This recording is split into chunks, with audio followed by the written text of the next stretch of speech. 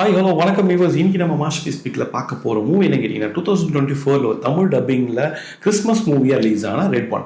வாங்க இந்த படத்தோட கதை என்னன்ட்டு அதை லைட்டாக பார்க்கலாம். அதுக்கு முன்னாடி இந்த வீடியோ உங்களுக்கு பிடிச்சிருந்தா உங்கள் ஃப்ரெண்ட்ஸ் அண்ட் ஃபேமிலிக்கு இந்த வீடியோ ஷேர் பண்ணது மட்டும் இல்லாமல் அப்படியே ஒரு லைக்கும் கமெண்ட் போட்டிங்கன்னா எனக்கு ரொம்ப சந்தோஷமாக இருக்கும். ரெட் ஒன் படத்தோட கதை என்ன அப்படின்றத லைட்டாக பார்க்கலாம். படத்தில் ஆக்சுவலாக 2 கதாநாயகர்கள். ஒருத்தரோட பேர் கலம் ட்ரிஃப்ட்.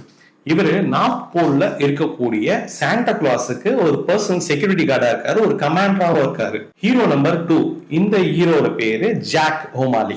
இவரு பேசிக்காவே ஒரு ஹேக்கர். அது எந்த விதமான ஹேக்கர் அப்படின்னு நான் சொல்லணும்னா, உலகத்துல எந்த ஒரு விஷயம் எங்க இருந்தாலும் அந்த விஷயத்த நம்மளால கண்டுபிடிக்க முடியும். ஹீரோ நம்பர் 2 அவர் கேட்கிற பேமெண்ட் மேல கரெக்டா கொடுத்துட்டீங்கன்னா எந்த விஷயம் நீங்க கேட்கறீங்களோ அந்த விஷயத்த சிறப்பா முடிச்சிருவாரு. அதான் இந்த ஹீரோ 2க்கு வேலை. ஆனா பேமெண்ட் மட்டும் கரெக்டா வரணும், அதான் அவரோட முக்கியமான டேர்ம்ஸ் அண்ட் கண்டிஷனா இருக்கு. ஸோ இப்படி 2 கதாபாத்திரங்கள், 2 ஹீரோஸா இருக்காங்க. இப்ப படத்தோட கதைக்களமே எங்க ஆரம்பிக்குது பாத்தீங்கன்னா, கிறிஸ்துமஸ் ஈவெண்ட் அன்னைக்கு உலகத்துல இருக்க எல்லா வீட்டுக்கும் போயிட்டு சாண்டா கிளாஸ் வந்து கிஃப்ட் வந்து டிஸ்ட்ரிபியூட் பண்ணாரு. இது வருஷம் வருஷம் நடக்கக்கூடிய சம்பவம் தான்.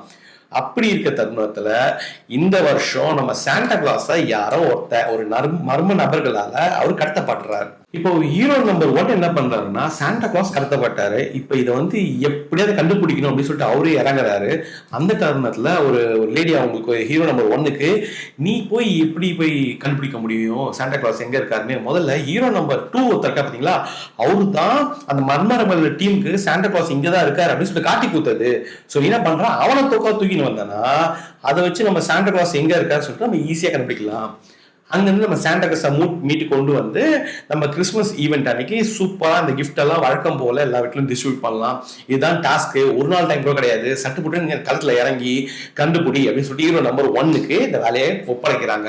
அவருக்கு களத்துல இறங்குறாரு. இதுக்கப்புறம் ஹீரோ நம்பர் 2 மீட் பண்றாரு. என்ன ஆகுது அப்படின்றதான் இந்த படத்தோட மொத்த கதையே.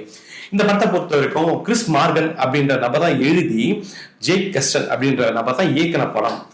அவர் அது எழுதுறது மட்டும் இல்லாம அந்த படத்தோட ப்ரொடியூசரும். சூப்பரான படம், ஜனரஞ்சகமான ஒரு படம். புள்ளக்குட்டியோட வீட்டுல உட்காந்து சந்தோஷமா பார்க்க வேண்டிய ஒரு படம் தான் இது. கிறிஸ்துமஸ் ஈவெண்ட்டுக்கு குழந்தைங்களுக்கு சூப்பரான படம். ஆனா இந்த படத்துல எனக்கு ஒர்க் அவுட் ஆகாத ஒரு சில சீன்ஸ் தான் இருக்கு. நான் சொல்றேன், மொத்த விமர்சனம் கேட்டு நீங்க முடிவெடுங்க. இந்த காலை செம சவுண்டான மூவி, சூப்பரா டெக்னிக்கலா ஒர்க் அவுட் ஆயிருக்கு. இது எங்க தெரியுது பாத்தீங்கன்னா, படத்துல முக்காவாசி ஸ்கிரீன் கிரீன் மேட்ல எடுத்திருக்காங்க. மேட்டு போட்டு தான் படம் ஃபுல்லாவே எடுத்திருக்காங்க. ஆனா கிரீன் மேட்ல தான் படம் எடுத்தாங்கன்னு சொல்லிட்டு உங்களால அந்த கண்டே பிடிக்க முடியாது. அந்த அளவுக்கு டெக்னிக்கலி சூப்பரா பண்ணியிருக்காங்க இந்த படத்தை. இந்த படத்துல டெக்னிக்கலி சூப்பரான மூவி. குறிப்பா சொல்லணும்னா சினிமாட்டோகிராஃபியும் இந்த எடிட்டிங்கும் இந்த படத்துல சூப்பரா இருந்தது. ஹென்ரியோட மியூசிக் அட்டகாசமா இருந்தது. பேக்ரவுண்ட் ஸ்கோர் சூப்பரா பண்ணியிருக்காரு. இந்த மொத்த படத்தோட உயிர் கொடுத்ததே இந்த மியூசிக் டைரக்டர் தான் அப்படின்னு சொல்லலாம். இந்த படத்துல ஆக்ஷன் காட்சிகளாகட்டும், ஒரு சில எமோஷனல் சீக்வன்ஸும் இருக்கு.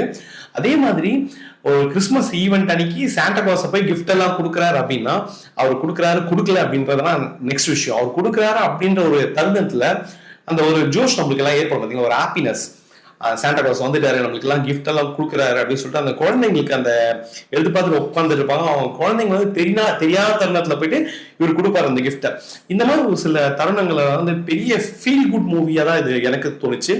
ரொம்ப இன்ட்ரெஸ்டிங்கா பார்த்தா, நான் எக்ஸ்பெக்ட் பண்ணவே இல்லை. படத்தோட பேக்ரவுண்ட் ஸ்கோரிங் சூப்பரா இருந்தது. அந்த எமோஷனல் நல்லா பிச்சின் பண்ணியிருக்காங்க.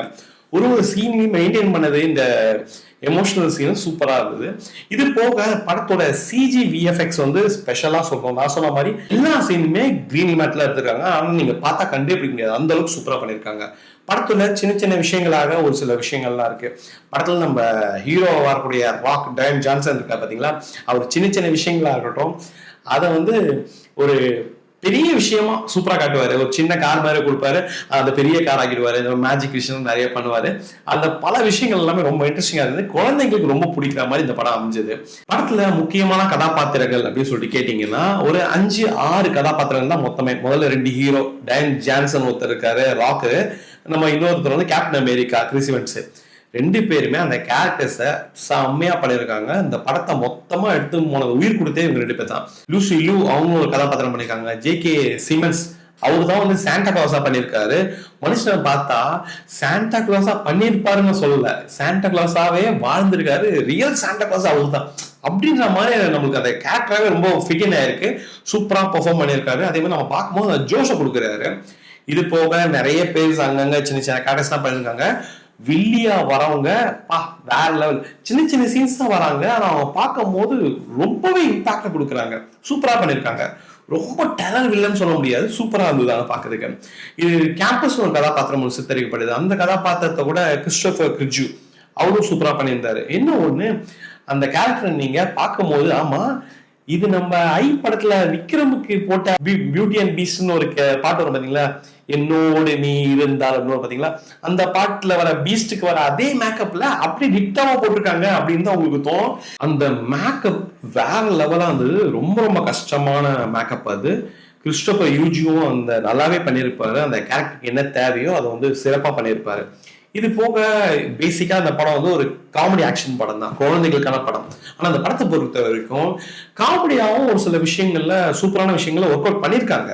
அதே மாதிரி ஆக்ஷன் சீக்வன்ஸ்லயும் ஒரு அதகலகமான ஒரு கடலோரமா ஒரு பீச் சீன்ல ஒரு ஆக்ஷன் சீக்வன்ஸ் வரும். 3 ஸ்னோமேன் கிட்ட 2 கதாநாயகர்கள் வந்து சண்டை போடுற மாதிரி. இந்த மாதிரி நிறைய விஷயம் இந்த படத்துல இருந்தாலும் இது எல்லாமே ஓகேமான விஷயம் தானே. இந்த படத்துல என்ன பிரச்சனை அப்படின்னு சொல்லிட்டு உங்க கேட்டீங்கன்னா 2 விஷயம் தான் இந்த முக்கியமா நான் சொல்லணும்னு நினைக்கிறேன். ஒண்ணு, படம் வந்து 2 மணி நேரம் 3 நிமிஷம் ஓடுது. முதல் 1 மணி நேரத்துல இன்னும் கொஞ்சம் கிறிஸ்பா பண்ணிருக்கலாமோ அப்படின்னு சொல்லிட்டு எனக்கு பார்க்கும்போது அந்த ஃபீலிங் வந்து நல்லா தான் இருந்துச்சு. பட் செகண்ட் ஹாஃபோட கம்பேர் பண்ணும்போது ஃபர்ஸ்ட் ஹாஃப் வந்து இன்னும் கொஞ்சம் சுவாரஸ்யப்படுத்திருக்கலாமோ அப்படின்னு சொல்லிட்டு எனக்கு தோணுச்சு. கிறிஸ்பா பண்ணிருக்கலாம், கண்டிப்பா பண்ணியிருக்கணும். இது வந்து உங்களுக்கு தோணலாம். ஆனா செகண்ட் ஹாஃப் நிறைய விஷயங்கள் அவங்க தேடி போறாங்க, கடைசியா கண்டுபிடிச்சாங்களா சாண்டா கிளாஸா இல்லையா, அங்க ஒரு பிரச்சனை நடக்குது, அங்க இருந்து தப்பிச்சாங்களா இல்லையா, கொஞ்சம் பரபரப்பாவே ஒரு நம்ம ஊர்ல ஹரிப்படம் மாதிரி இருந்தது. கொஞ்சம் பரபரப்பாவே தேவையான விஷயங்களை செகண்ட் ஹாஃப் குழந்தைங்களுக்கு பிடிக்கிற மாதிரி செகண்ட் ஹாஃப் சிறப்பா பண்ணியிருந்தாங்க. படத்தோட செகண்ட் ஹாஃப் மட்டுமே நல்லா இருந்தது. ஃபர்ஸ்ட் ஹாஃப் வந்து கொஞ்சம் ஸ்லோ, ஆனா பட் நல்லா இருந்தது. இந்த கேம்பஸ் கதாபாத்திரம் பாத்தீங்களா, படத்துல சித்தரிக்கப்பட்ட காட்சிகள் படி என்ன பொசுக்கு இந்த கதாபாத்திரத்தை எப்படி தெரிஞ்சிச்சு அப்படின்ற ஒரு விஷயம் நமக்கு பார்த்தோன்னே ஃபீல் ஆகுது. அந்த விஷயம் உங்களுக்கு தோணலாம். இன்னும் கொஞ்சம் ஆர்கானிக்கா கொஞ்சம் கன்வின்சிங் பண்ற மாதிரி ஒரு சில விஷயங்களை அவங்க பண்ணியிருக்கலாம். அந்த பண்ணியிருந்தாங்கன்னா ஒரு நம்மளுக்கு கொஞ்சம் இன்ட்ரெஸ்டிங்கா இருக்கும், கொஞ்சம் த்ரில்லர் மூவி படம் பார்க்குற மாதிரி இருந்துக்கலாம். ஆனா அது குழந்தைங்க படம்ன்றதுனால அவங்க முக்கியம் அங்கேயே கான்செப்ட் பண்ணிருக்காங்க. அடல் கண்ட பொறுத்தக்கும் இந்த படத்துல வந்து பிகினில 2 பொண்ணுங்க பீச்ல போற மாதிரி இருக்கும், க்ளோஸ்அப்ல இல்ல, கொஞ்சம் பேக்ல போற மாதிரி இருக்கும். அந்த சீனை தவிர்த்து இந்த படத்துல எதுவுமே கிடையாது. குழந்தைங்களோட தாராளமா பார்க்கலாம். இது ஒரு ஆக்ஷன் காமெடி மூவி. குழந்தைங்க பார்த்தாங்கன்னா ரொம்ப என்ஜாய் பண்ணுங்க. இது தமிழ் டப்பிங்ல இருக்கு. நீங்க பார்க்கணும் வச்சீங்கன்னா தாராளமாக அமேசான் பிரைம்ல போய் பாருங்க. ஆஹா ஓஹோ எதிர்பார்த்தா அந்த படத்தை பார்க்காதீங்க. டீசென்டான வாட்ச், ஒரு கிறிஸ்துமஸ் ஈவெண்ட்டுக்கு குழந்தைங்களுக்கு பிடிச்ச ஒரு படமா இருக்கும் அப்படின்னு சொல்லிட்டு நான் நம்புறேன். அதனால தான் அந்த படத்தை நான் பார்த்து ரிவ்யூ போடுறேன். இதே மாதிரி வேற ஒரு வீடியோல உங்களை சந்திக்கிறேன். Until then, bye from உங்கள் Prasanna. Thanks for watching Masterpiece Big.